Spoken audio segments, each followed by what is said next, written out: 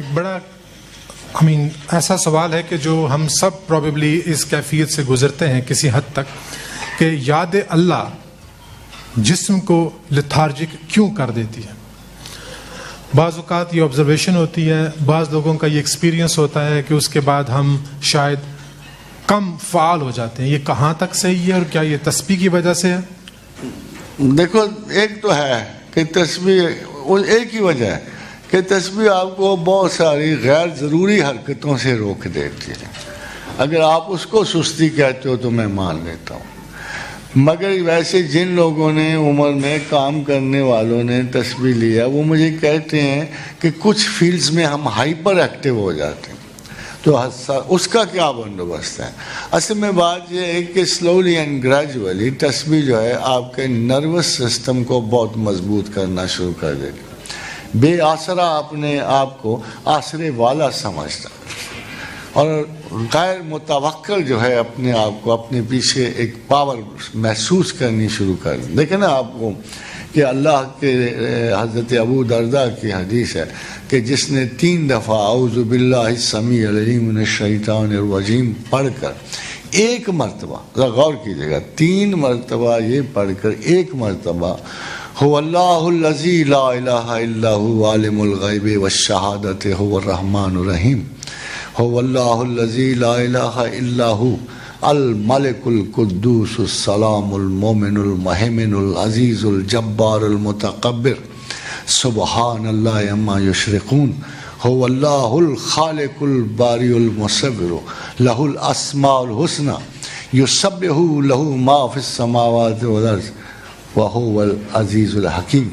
جس نے 3 مرتبہ تعوذ پڑھ کے, جیسے میں نے بتایا, ایک مرتبہ سورہ حشر کی آخری آیت کی تلاوت کی, 70,000 ملائکہ اس کی حفاظت کریں گے صبح سے شام تک. اب ہمیں تو نہیں نظر آئیں گے, مگر جو کرے گا اس کو حفاظت کا احساس ہونا ضرور شروع ہو جائے گا, اس کو طاقت کا احساس ہونا ضرور.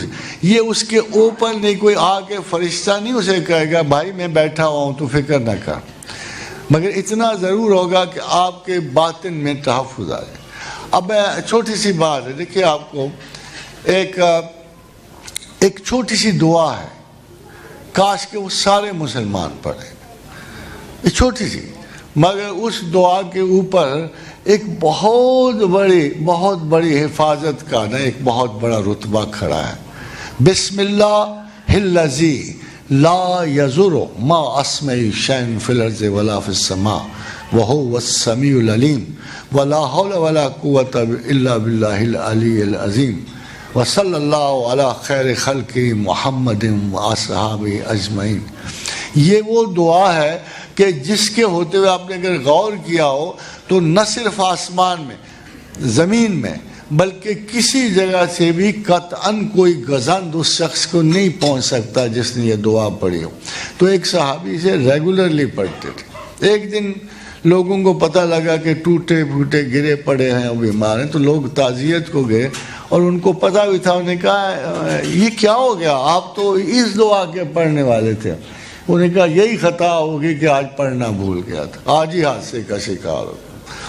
خاتون حضرات, ایسی خوبصورت باتیں, یہ نہیں کہ ہمیں موت نہیں آئے گی, یہ نہیں ہے, موت آئے گی, مگر موت تک انشاءاللہ تعالی العزیز بغیر حادثے کے گزرو, بغیر حادثے. اللہم احسن عاقبتنا فی الامور کلہا, یہ تیسری دعا جو لکھی ہوئی ہے. وَأَجِرْنَا مِنْ خِزْيِ الدُّنْيَا وَعَذَابِ الْآخِرَةِ. یہ وہ دعا ہے کہ جس کا فائدہ حدیث میں یہ آیا ہے کہ رسول اللہ صلی اللہ علیہ وسلم کا ارشاد گرامی ہے کہ جس نے اس کو پڑھا اس کو موت کے سوا کوئی حادثہ نہیں پیش آیا. ایگزٹ تو لگے ہیں, انٹری کے ساتھ ہی لگ جاتے ہیں, ایسے ہی جیسے ہم ٹکٹ لیتے ہیں آنے جانے کا, تو وہ تو کوئی پرابلم نہیں ہے, جب جانا ہے تب جانا ہے. مگر اس سے پہلے خام خواہ کیوں ہم فضول بندشوں کا شکار رہیں. اور میں یہ بھی اللہ کی آیت آپ تک پہنچانا چاہتا ہوں. لوگ کیوں نہیں پڑھتے, میں کیوں نہیں غور کرتے, مجھے نہیں پتہ لگتا. کیا کہتا ہے قرآن, ما یفعل اللہ بعذابکم.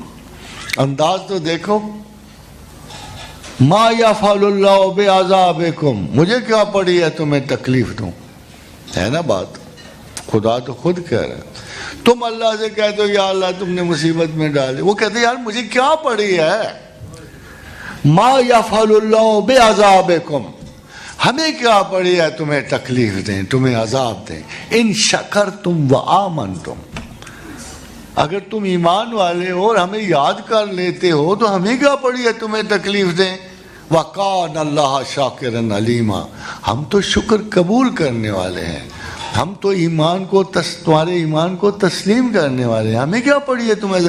اب مجھے بتاؤ جو یہ پڑھتا ہو اس کو اصول تو مل گیا نا کہ اگر ہم شکر کرنے والے اور ایمان والے ہوں تو خدا کم از کم عذاب نہیں ڈالتا کسی بندے۔